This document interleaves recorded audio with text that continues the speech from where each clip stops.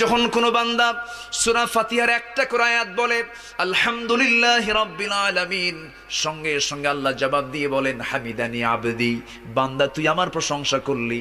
আর রহমানির রহিম যখন বলে আল্লাহ বলেন আসনা আলাইয়া আবদি। মালিক ইয়াউমিদ্দিন যখন বলে আল্লাহ বলেন মাজ্জাদানি আবদি।